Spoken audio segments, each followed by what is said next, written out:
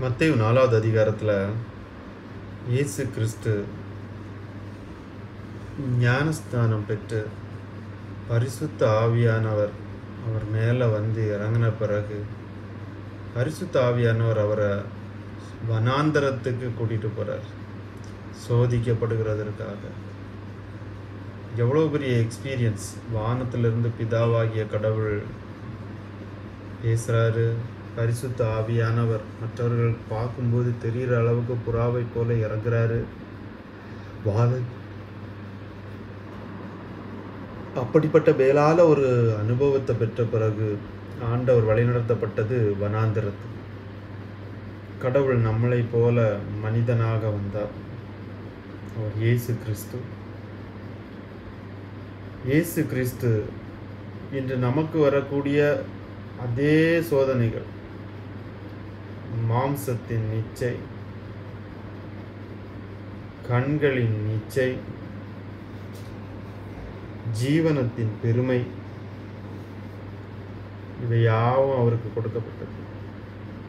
இவை யாவும் பிசாசானவனால் அவருக்கு சோதிக்கப்பட்டது. அவரை அதை ஜெயித்தார். ஜெயித்தார் மீன்ஸ் அவர் தன்னுடைய சித்தத்தை செய்ய நினைக்காமல் கடவுளுடைய சித்தத்தை செய்ய தன் சித்தத்துக்கு மரித்தார். நோ சொன்னார். அதனால ஆதாமை ஜெயித்த பிசாசால, சாத்தானால இயேசு கிறிஸ்துவை மேற்கொள்ள முடியவில்லை. நாம் இயேசு கிறிஸ்துவை பின்பற்றும் போது கண்டிப்பா நம்மளும் மாம்சத்தின் இச்சை, கண்களின் இச்சை, ஜீவனத்தின் பெருமை